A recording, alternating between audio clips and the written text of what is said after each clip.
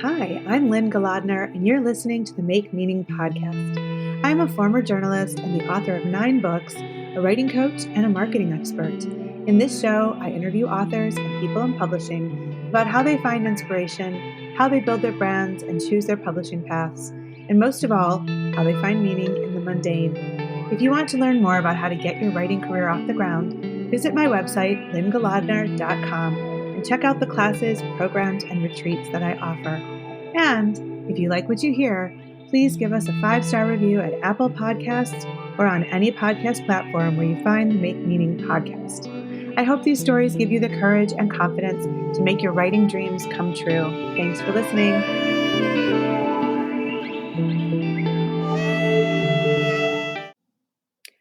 Blake Kimzey is one of the kindest, most easygoing, creative, and encouraging people I know. As founder and director of writingworkshops.com, he shepherds writing instructors and aspiring writers from around the world through a myriad of courses, webinars, and retreats. And I am grateful to be one of his regular instructors. But Blake is so much more than just an eager entrepreneur. A graduate of the MFA program at UC Irvine and a board member for the Elizabeth George Foundation, Blake is a Dallas-based author of fiction and a screenwriter, as well as being a full-time dad. His fiction has been broadcast on NPR, performed on stage in Los Angeles, and published by Tin House, McSweeney's, Vice, Longform, Short Fiction, Smoke Long Quarterly. The list goes on and on. And his work has been selected by Pulitzer Prize winner Robert Olin Butler for inclusion in the Best Small Fictions. Blake's collection of short tales, Families Among Us, was published by Black Lawrence Press. He also co-wrote with Kyle Miner a World War II movie about the wartime actions of Polish underground hero Jan Karski. It is set for production in 2023. I love working with Blake on a variety of classes that I teach and retreats that I lead through writingworkshops.com. And I admire his entrepreneurial, generous spirit that has led to astronomical global growth for what began as 4 writing classes in Dallas, Texas, only a few years ago. Today on the Make Meaning podcast, Blake and I explore his writing journey, his entrepreneurial journey, and just exactly how he has built such a fulfilling and motivating creative life. Lynn, thank you for having me. It's such a delight. I feel like you're on speed dial on my phone over the past few years, which I love, and you're amazing to work with through writingworkshops.com. But I'm going to start today by talking to Blake, the author, and we will get to writingworkshops.com because I think that's important and an important part of your journey. But I really want to focus on you as a writer, if you don't mind. So tell me, what is your earliest memory of writing? Oh my gosh, I just found it the other day. We moved during after the pandemic, we moved. And I remember, growing up, like in my house, Sports Illustrated was literature. So we didn't really go with books. We were always I didn't even know the Hardy Boys existed, really. I mean, we were just outside on the plains of Texas, like running around in the forest and making our own adventures. But I remember I got in somehow, I don't know how this happened, but I had a facility with English and reading and stuff. And so in my class, we had K through 12th in the same building, and there were like 35 people in my class. So they had to put somebody in gifted and talented. So in 6th grade, like they just pointed to like, I don't know, 6 of us and 5th of the, or how I can't do math. But anyway, I had to write this story, and I really loved, I guess I just seen King Arthur or something. And so I wrote like a bad rip off of that. And I had a thesaurus nearby because I was really into unique words, because I used to run around annoying my older brother with made up words like tharumba, which I don't even know what that is. It's a great word. I think you should have a new definition for it. Yeah, I should. Yep. So I just wrote this thesaurus heavy story like King Arthur ripoff called The Wince of Purell. And I don't even know it. So I found it the other day and showed it to my kids who are interested in reading and writing. And so from then I just thought that it was kind of cool to come up with stories and put them on the page. And so I didn't ever really have any guidance. And so I just kind of through reading figured out how to start writing stories after, I guess, 6th grade. So wow, that's amazing. And now, I mean, you have your hands full. You have 3 kids, family life, and of course, you're running this wildly successful entrepreneurial endeavor in writingworkshops.com. So tell me what you're working on in your writing career. I'd love to hear that whole journey and what you're working on now. Okay, yeah. So, I did not know anything about MFAs. I started writing after my day job at the engineering firm, and then in the mid aughts, I found some community college classes, Introduction to Screenwriting. I probably took in 2005 at the local community college, and then I found Introduction to Fiction in 2007, and I ended up taking the same class 3 semesters in a row. And I didn't know what a writing career was. I didn't know how you got your book on the shelf at Barnes and Noble, but I did know that I loved leaving the engineering firm and reanimating at night at this community college class where we had to read and we had to write stories. And that was kind of the terror of my first deadline where, I have to turn in, a shitty first draft, Right. Yeah. And from there, I've just kind of always been obsessed with like the next thing in terms of, write a short story, write another one, always have, because I remember the instructor, Chris Carpenter, my first mentor, is like, I can tell you guys are within your first 20 stories. And that was kind of, he didn't mean it. He meant it as like a get to story 21, get to story 22, develop that muscle. He's like, you guys are just in your first 20 stories. And I thought, wow, for his class, which I took 3 semesters in a row, I got to 9 stories just because of his assignment. So sure. That was kind of that mythical number of 21. And then I discovered George Saunders, as a lot of people who really kind of came out of their shell in the mid-aughts. And I was like, oh, that's so different. And I thought, what, I'll just be like George Saunders, which is a lofty goal, I know, but I'll just write short stories. And I never thought I'd write a novel. I never thought I had the facility or the imagination or the attention span to write a novel. And then all of a sudden, one day, my stories started kind of outgrowing the form. I found myself out of graduate school, back in Texas, working at the engineering firm. This was back in 2014. And I was like, I need to write a novel. That's kind of the next thing. Sure. So it took me about 3 years to write a novel, and I got an agent and we sent it out in 2017. And I thought I was on the launch pad. I had like a translation agency. I had an international agent. I had a Hollywood agent. And my agent was like, we've got a great team assembled. Oh my gosh, this is going to happen. I'm going to get to retire at, whatever age I was. Anyway, so we sent it out and nothing happened. The book did not sell. Yeah. And I kind of licked my wounds at that time because I told a handful of people. Now, I hadn't put it on social media that I was going out on quote unquote submission. Yeah. But what was a very private failure felt very public. Even though I don't told a handful of people, I was like, oh my gosh, And so I licked my wounds for a little bit, wrote another novel. My agent sent that one out and it didn't sell. So it's one of those things where it's like, what? I was so thankful for that first time, actually, that the novel didn't sell, because I kind of knew that was a possibility the second time around. Sure. And on that second novel, I really didn't want to give up on it. And I had gone to the Austin Film Festival back in 2019 and listened to David Benioff and Liz Hanna and D.B. Weiss and all these great screenwriters and television writers talk. And I was so inspired there. And I'd always wanted to get into, television and screenwriting. And I was like, I don't want to give up on that novel, that second one that didn't sell. I really think there's something there. So I turned it into a screenplay. It got some notice on the blacklist. One night I'm making burgers and a producer emails me. He's like, hey, can you talk? And I was like, sure. Do you want to talk next week? He was like, how about in 5 minutes? Ooh, and it was one of the producers of The Irishman and Lone Survivor and all these. And so now I feel like my career focus is on screenwriting. I'm working on another novel. I'm like 100 pages in. I would describe it as like The Shape of Water meets Stranger Things. Okay. But really just screenwriting is kind of full steam ahead. And I have a screenwriting partner who we do all of that together. And so that's been really nice. So I feel like I'm very career focused, but in a less panicked way than I was in graduate school, because I came to this great understanding that no one's waiting for the next Blake Kimzey novel. So I can take my time. I can write something that's meaningful to me as the writer. Has to mean something to me first. So I really slowed down in my writing practice. And that's allowed, when I finish something, I let it sit for a while. When I was taking that first, community college class, it was like, write the next thing, send it out, short fiction publication. But I love those stories. Those early stories I wrote, they're layers of strata in my development. But if I could go back and rewrite all of those, I'm sure I would. But I'm not obviously going to do that. But I feel like I'm just taking my time a little bit more. And that's opened up so many more opportunities because I'm not so frazzled, Yeah, for sure. Wow, what a journey. I mean, and the I guess, seesaw of emotions too, that, oh, it's going to go. Oh, it didn't go. Oh, it's going to go. Like and you're not alone in that. Like I've heard of so many writers who they land an agent, but maybe they don't sell the book, or they can't get the agent, but then somebody discovers the book, or like there's just so many different ways, and yet you're persevering and you're still writing, and then it just sort of turned into screenwriting, which is so cool. That's amazing. Yeah. I have a coffee mug, for writingworkshops.com. I was like, let me try out some literary swag, which I ordered like a couple sweatshirts for my kids and myself, and a mug that I had a Richard Bosch quote on it. It said, professional writer is an amateur that did not give up. And I'm drinking out of that cup this morning. I took the swag off the site almost after I ordered it, because I was like, I don't want to manage swag. But I have this one cup. There was one cup that it was ever ordered from writingworkshops.com swag link. And it's this.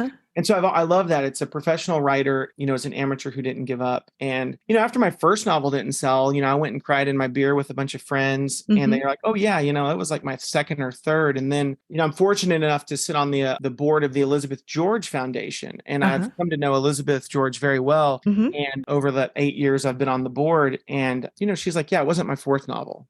Oh, wow.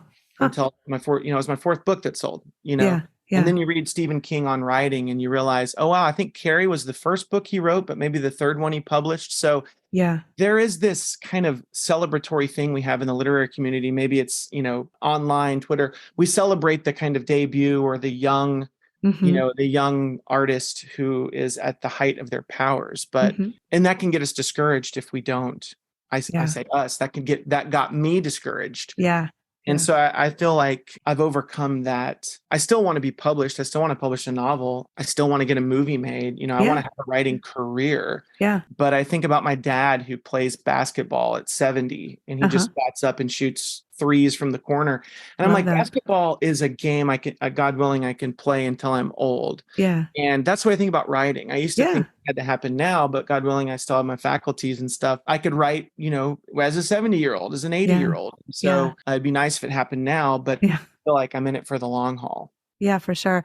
I've been coordinating the books track for the ASJA virtual conference in June. And one of the sessions that I pulled together is It's Never Too Late to Write a Book. And for women that I happen to know really well, who all had their first novel published after age 50. And actually, I think one or two is like after 60, and they're all speaking about it. And it's so important to keep going. Some had other careers and then turned to writing, and some just plodded along until it happened, and it's never too late. So I love that. That's why I love what you're doing with Scotia Road Books. I mean, it's women authors over 40. And kind of giving them that platform and that expertise to get their work out into the world, into the hands of people who will love it. Yeah. So that's a great mission. Yeah, thank you. Yeah, my dad always said that the 40s were like the best decade. I totally get that. I mean, I'm in my 50s now, and I still think that it just keeps getting better. And there's something about that. You just sort of come into your own, and you come into your voice. And not to say you can't write brilliantly when you're younger, but there is something about that, about living a little before you really put your voice out there. So, or maybe it's just time, but thank you for your support. I appreciate that. Yeah. I'm excited about you launching this new publishing house. And I think about that too, though, in terms of, I think that, for me, I certainly feel like I'm coming to my voice later because I'm a glacial reader, and I'm a very slow writer. I feel like in books, when I'm reading a book, I mean, my wife she's so brilliant and smart, and she reads, probably 7 books for every one book I read. Because I realize when I'm reading a book, even if it's a nonfiction book, I write, fiction, but even if it's nonfiction, I'm like kind of looking for the seams in the work, like where's the sleight of hand? How has the author done this magic trick of sustaining a narrative, making me care about the character, creating stakes and tension. And if it's a great book, by the end, you get to the end and you really have come to care about these characters that you've made real. Yeah. That's so cool. That's really awesome. So I want to pivot, and I want to talk to you about writingworkshops.com. So, I'm a huge fan. I love teaching for you. I love working with you. I think you're an amazing entrepreneur and leader. And so take me back and tell me what inspired you to create it in the first place, which I think predated the whole agent time for you, right? Wasn't it like 2015 or something?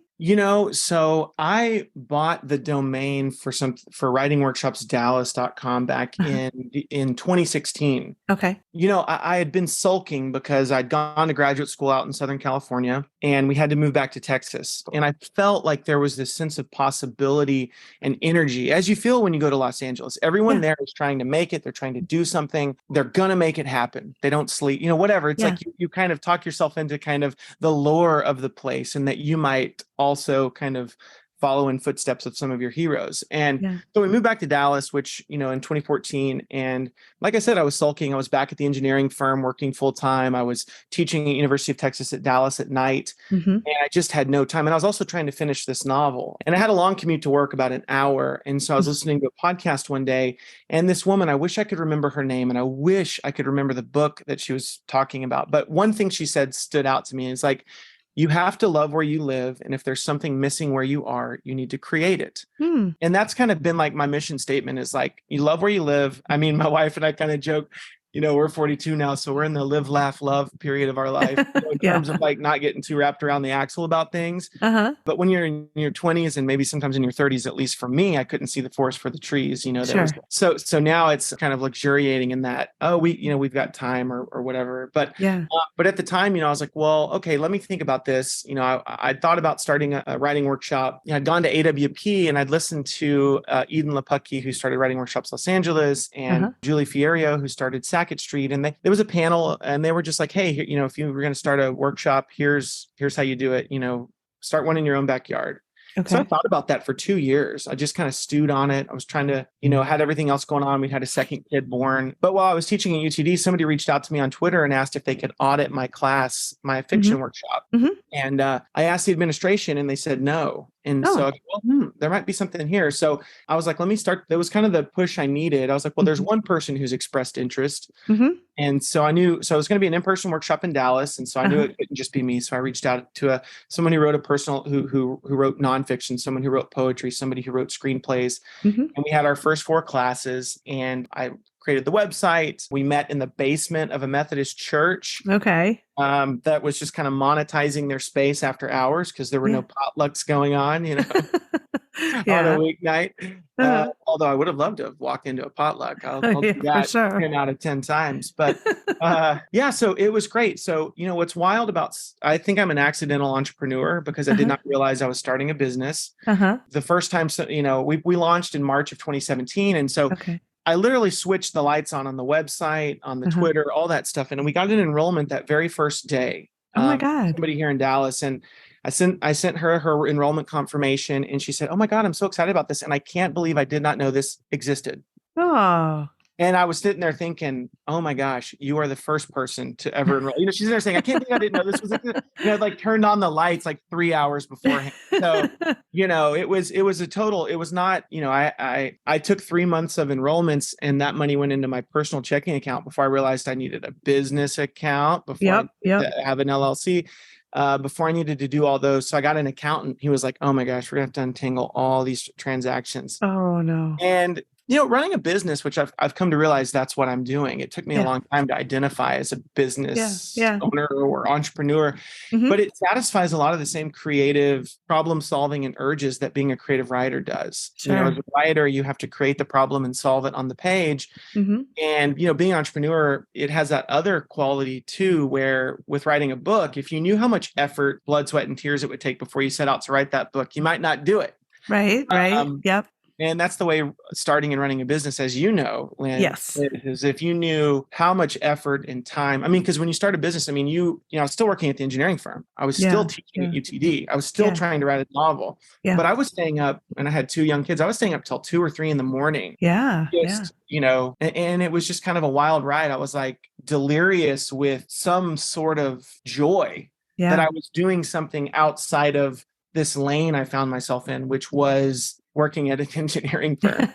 Because I went to Texas A&M, it's an agricultural mechanical university. So it was just this wild time of no sleep. But we had young kids, so you weren't sleeping anyway. So you might as well Use the time. Yeah. Make some copywriting errors while Yeah, yeah. Yeah. So you started in 2017, and then I know you expanded to Detroit, and I taught a class for you in person downtown, and then you went virtual because of the pandemic. Is that right? Yeah, we had in-person classes here in Dallas for about a year and a half.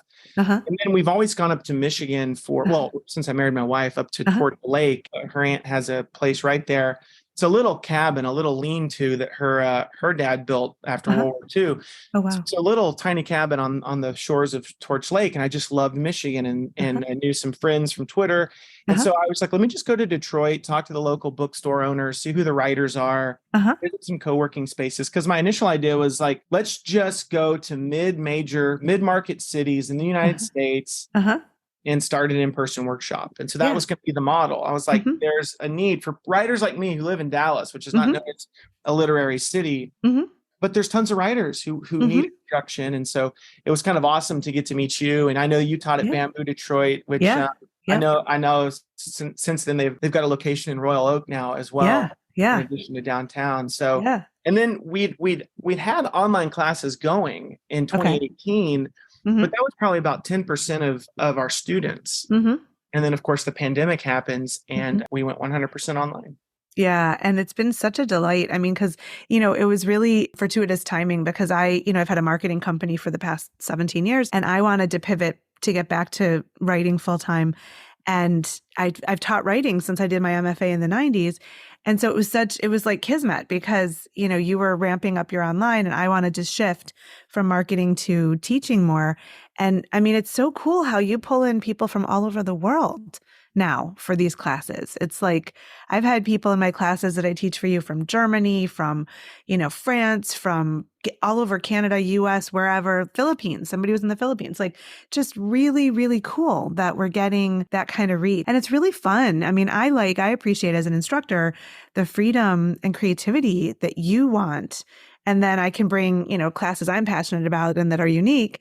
And I think it pays off for the students too. I think people really resonate with the model you've created. That is one of the kind of things, as I always say, it's like there's no writing workshop without you, right, Yeah. Lynn? No Yeah. writing workshop without you. You're teaching finding your voice. Yeah. You're teaching line breaks in poetry. Yeah. You're teaching a book accountability workshop, which all these things kind of braid together with the individual workshops you teach on your own, and then your Yeah. individual retreats you might take to, say, Nova Scotia, or the one you do with us Yeah.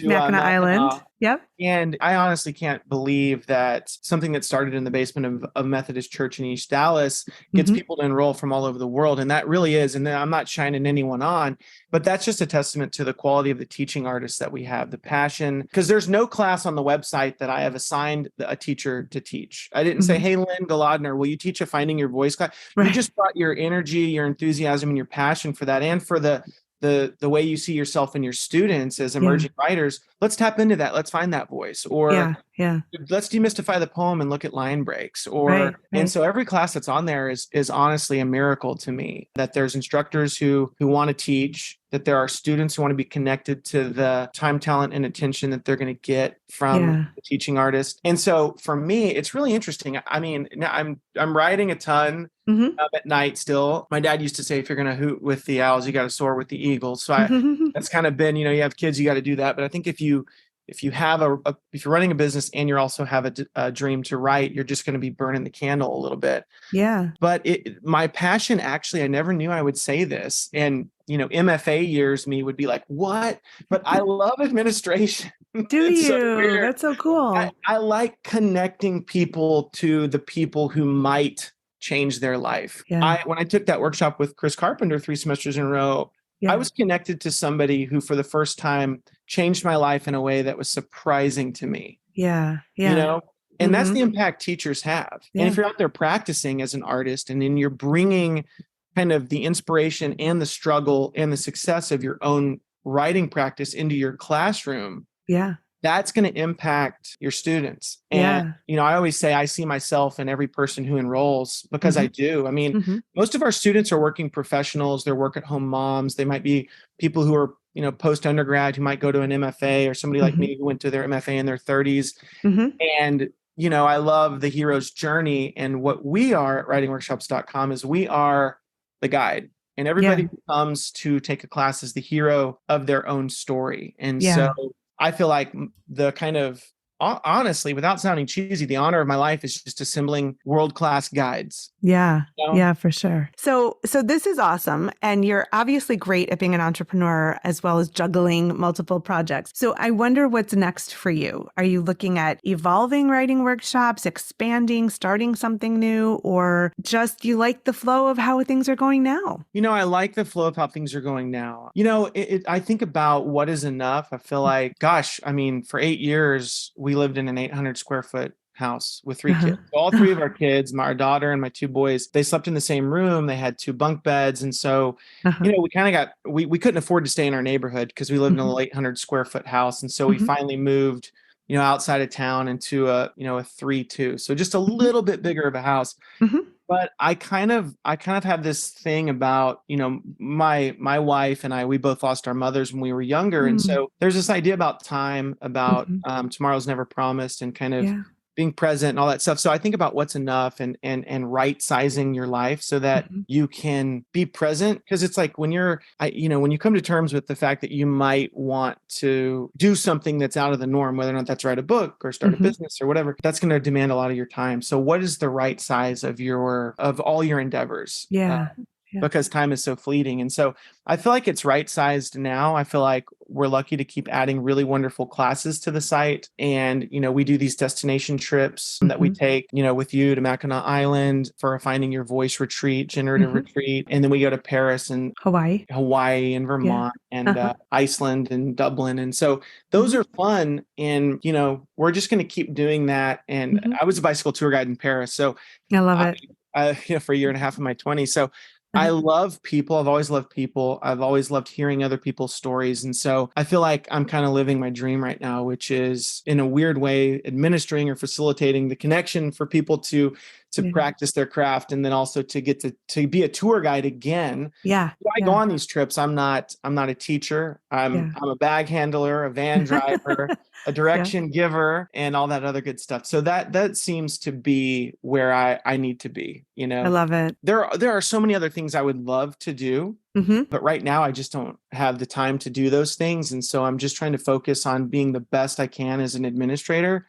for writingworkshops.com, and then also working on these really amazing opportunities that are kind of opening up as a writer for me again. I love it. I love it. Well, I can't wait to hear all the great news that's to come from you and to read or watch your work and be your biggest cheerleader.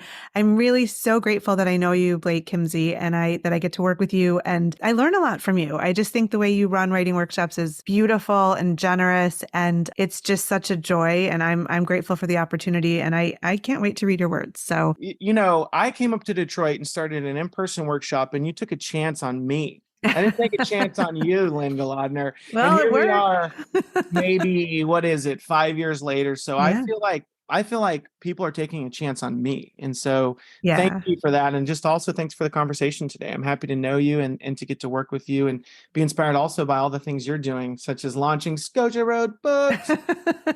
Kindred spirits. I love it. We're each other's cheerleaders. And for everybody listening, this was Blake Kimzey, and you should definitely go take classes at Writing Workshops and wait to read his books and watch his movies. So thank you, Blake. I appreciate you being on the podcast. Thanks for listening to the Make Meaning podcast with Lynne Golodner. You can find us wherever you listen to your favorite podcasts. If you like what you've heard, subscribe and share this episode with the meaningful people in your world. And please leave us a 5-star review on your favorite podcast platform. You can learn more at makemeaning.org or lynnegolodner.com.